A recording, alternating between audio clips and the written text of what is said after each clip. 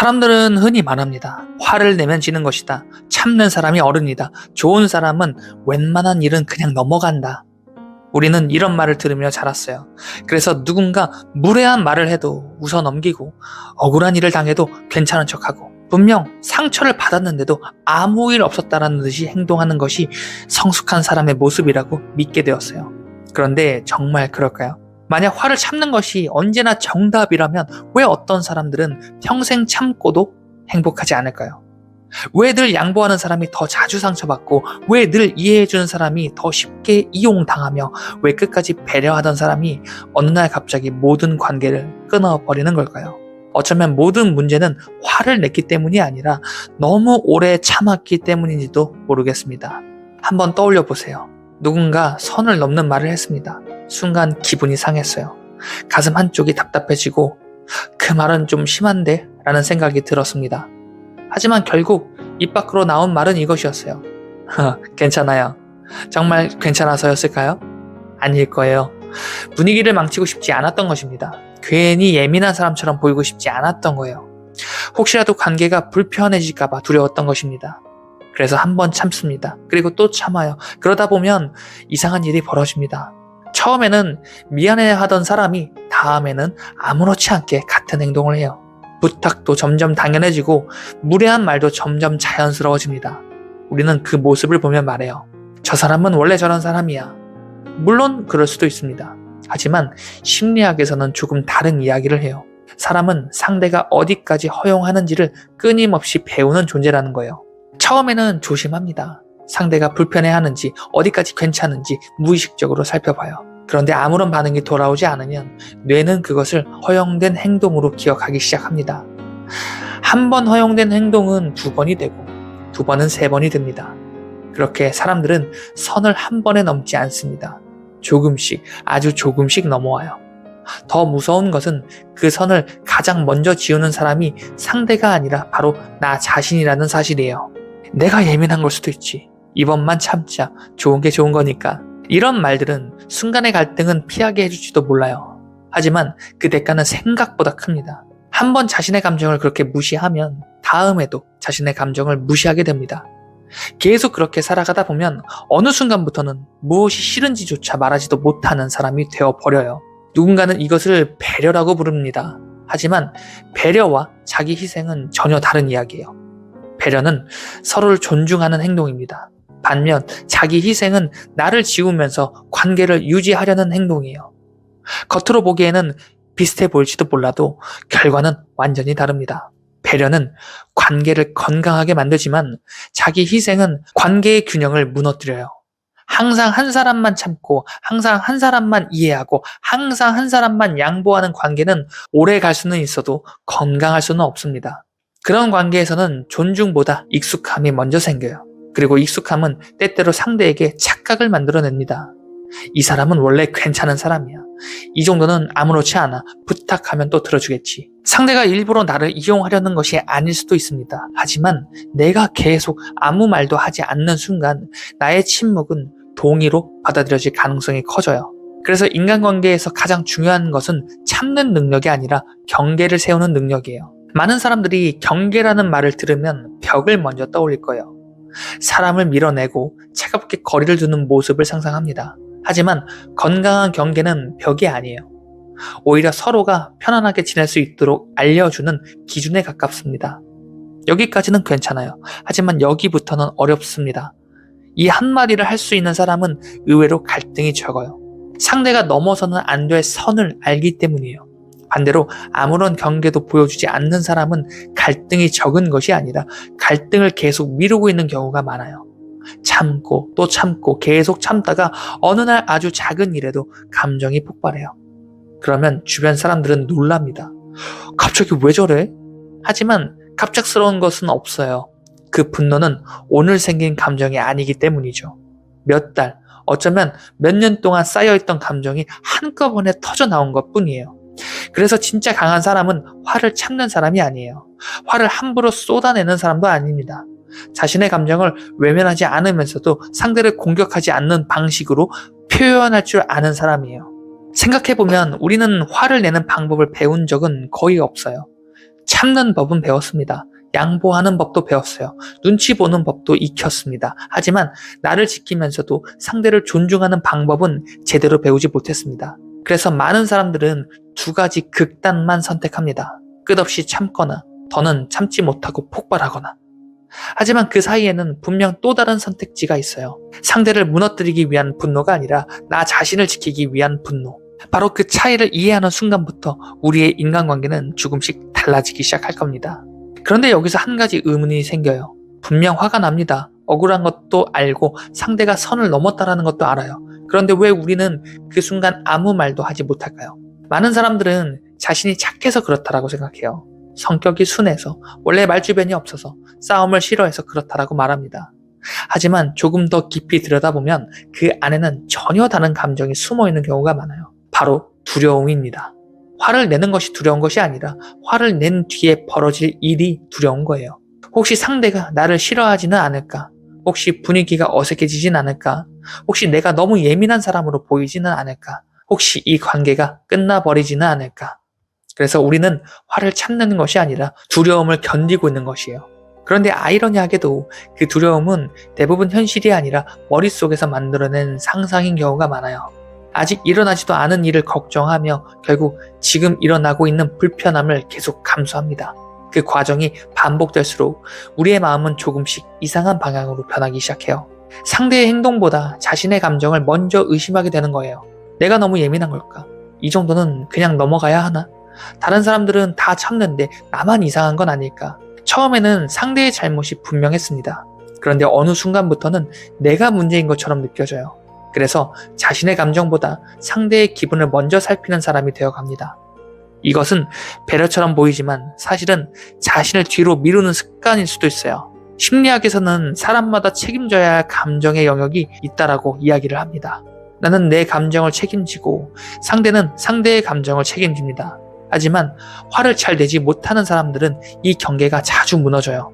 상대가 불편해하면 내가 잘못한 것 같고, 상대가 실망하면 내가 미안해지고, 상대가 화를 내면 내가 사과해야 할 것 같은 그런 기분이 듭니다. 결국 다른 사람의 감정까지 모두 짊어지고 살아가는 거예요. 그러니 마음이 무거울 수밖에 없겠죠. 누군가의 기분을 평생 대신 책임질 수 있는 사람은 없습니다. 그런데도 우리는 마치 그것이 자신의 역할인 것처럼 살아가요. 그래서 거절도 어렵습니다. 싫다는 말도 어려워요. 이번만 부탁할게 라는 말을 들으면 이미 마음속에서는 힘들다라는 답이 나와 있어요. 그런데 입에서는 또 다른 말이 나옵니다. 알겠습니다. 제가 해볼게요. 그리고 그 선택의 대가는 늘 자신이 감당해요.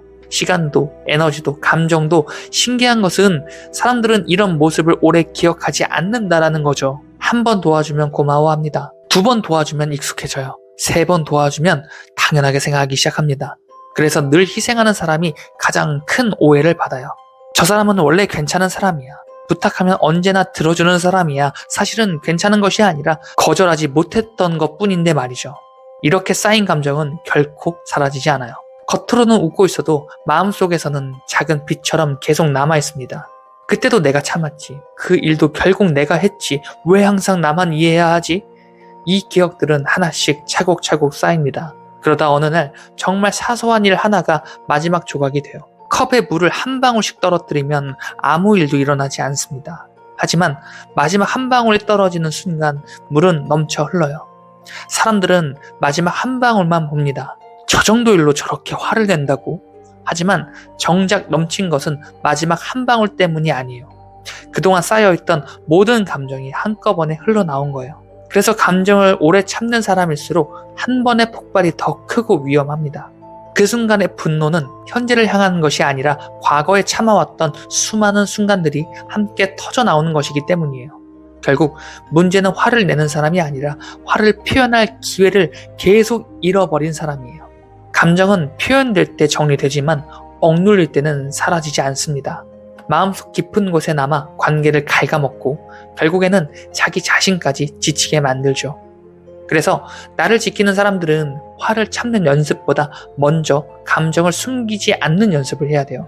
이건 불편했습니다. 그 말은 조금 상처가 되네요. 저는 그렇게 생각하지 않습니다. 이처럼 거창한 싸움이 아니라 작은 진심을 제때 표현하는 것, 어쩌면 건강한 분노는 큰 용기에서 시작되는 것이 아니라 자신의 감정을 외면하지 않은 작은 용기에서 시작되는 것인지도 모릅니다. 우리는 흔히 두 가지 중 하나만 선택할 수 있다고 생각해요. 끝까지 참거나 아니면 크게 폭발하거나. 하지만 그 사이에는 아주 중요한 선택지가 하나 있습니다.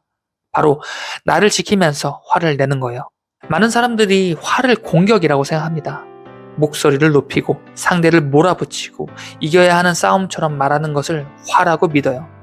하지만 그것은 분노를 표현하는 것이 아니라 분노에 끌려가는 거예요. 감정이 나를 지배하는 순간 내가 하고 싶은 말보다 상처 주는 말이 먼저 나오게 됩니다. 그래서 싸움이 끝난 뒤에도 마음은 시원하지 않아요. 오히려 후회만 남습니다. 그 말까지는 하지 말걸. 조금만 더 차분하게 이야기해 볼걸. 반대로 끝까지 참는 사람도 후회를 해요. 왜 또 아무 말도 못했을까? 결국 폭발하는 사람도 참는 사람도 같은 후회를 반복할 뿐이에요. 차이가 있다면 표현하는 방식이 달랐을 뿐. 진짜 필요한 것은 화를 참는 기술도 화를 크게 내는 기술도 아닙니다. 바로 화를 다루는 기술이에요. 그 시작은 아주 단순할 겁니다.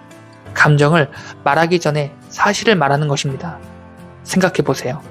당신은 정말 이기적이네요 라는 말과 오늘 약속 시간보다 30분 늦으셨고 연락도 없었습니다 라는 말은 완전히 달라요. 첫 번째는 사람을 공격합니다. 두 번째는 행동을 설명하죠.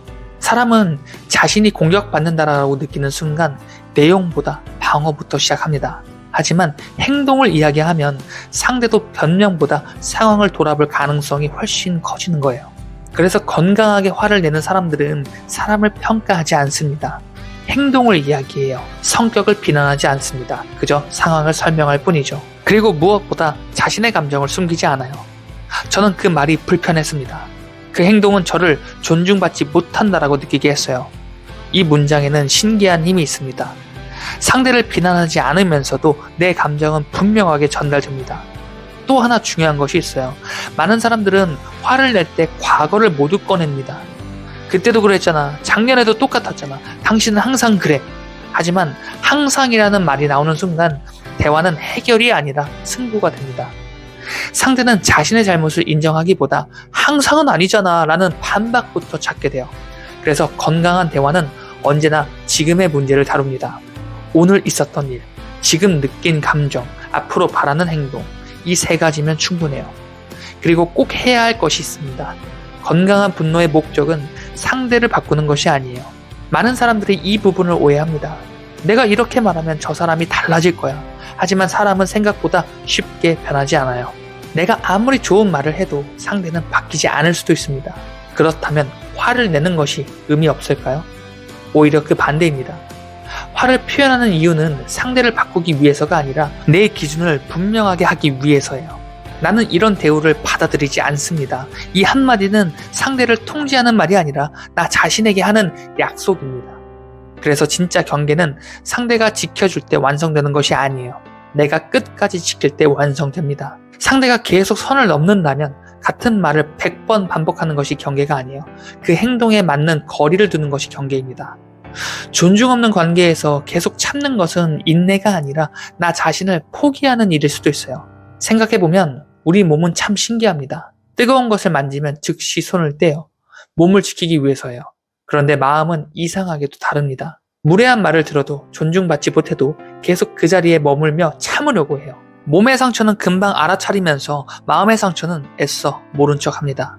하지만 마음도 몸도 같아요. 아프다는 신호에는 분명 이유가 있습니다. 분노는 나쁜 감정이 아니에요. 지금 무언가 잘못되고 있습니다 라고 알려주는 마음의 경고등입니다. 경고등이 켜졌는데 계기판을 부순다고 문제가 해결되지 않는 것처럼 분노를 억누른다라고 문제는 사라지지 않습니다.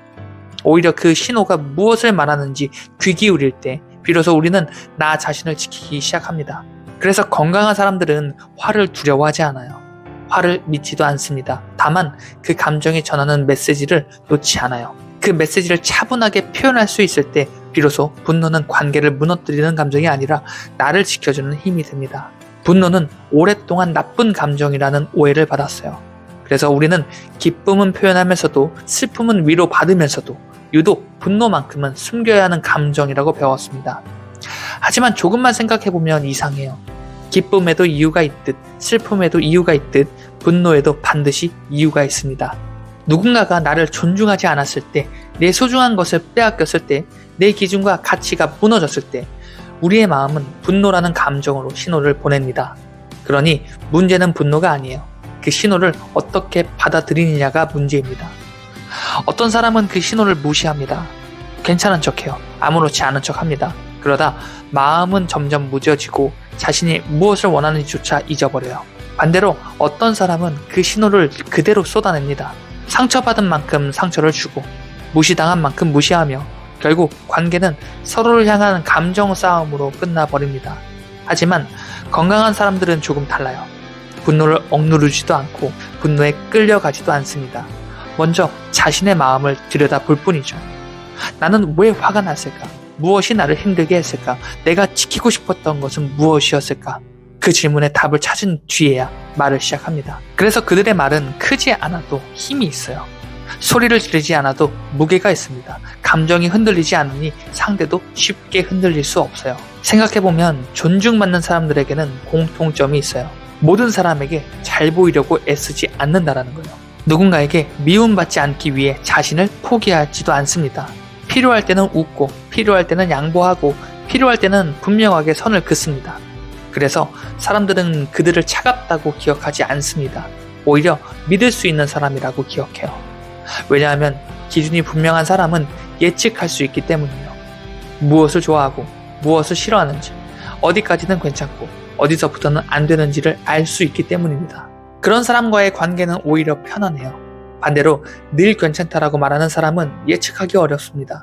오늘도 괜찮다라고 하고 내일도 괜찮다라고 하다가 어느 날 갑자기 모든 것이 무너져 버려요. 사람들은 그제야 말합니다.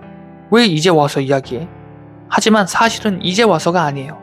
그동안 한 번도 말하지 못했던 마음이 이제야 밖으로 나온 것일 뿐이죠. 어쩌면 우리는 지금까지 화를 잘못 배웠는지도 모릅니다. 화를 내는 사람은 나쁜 사람이고 참는 사람은 좋은 사람이라고. 하지만 살아보니 그렇지 않았습니다. 끝없이 참는 사람은 점점 자신을 잃어갔고 끝없이 폭발하는 사람은 점점 사람을 잃어갔습니다. 결국 오랫도록 관계를 지키는 사람은 참기만 하는 사람도 폭발만 하는 사람도 아니었어요. 자신의 마음을 솔직하게 말할 줄 아는 사람이었습니다. 오늘부터는 화가 나는 순간 억지로 참으려고 하지 말아보세요. 그 대신 이렇게 질문해보는 겁니다. 지금 내 마음은 무엇을 지키려고 하는 걸까? 그 질문 하나가 화를 공격이 아닌 이해로 바꾸기 시작합니다. 그리고 이해는 표현을 바꾸고 표현은 관계를 바꾸며 관계는 결국 삶을 바꿉니다. 혹시 지금까지 누군가를 잃지 않기 위해 계속 나 자신을 잃어가며 살아오지는 않았습니까? 혹시 좋은 사람으로 남기 위해 정작 가장 소중한 나 자신의 편은 되어주지 못했던 것은 아닙니까? 이제는 기억했으면 좋겠습니다. 세상에서 가장 오래 함께 살아야 하는 사람은 직장 동료도 친구도 가족도 아닙니다. 바로 나 자신이죠. 그 사람과의 관계가 무너지면 어떤 관계도 오래 건강하게 유지될 수 없습니다. 그러니 이제는 미움받지 않는 삶보다 스스로를 존중하는 삶을 선택해보세요. 누군가를 이기기 위해 화를 내는 것이 아니라 나 자신을 잃지 않기 위해 말하는 것. 그것이 진짜 강함입니다. 그리고 진짜 강한 사람은 화를 잘 참는 사람이 아니라 자신의 마음을 존중할 줄 아는 사람이에요. 여러분은 오늘도 어제보다 더 나은 오늘을 선택하셨습니다. 지금까지 이훈만 작가의 57층 한강뷰였습니다. 영상 시청해주셔서 감사합니다.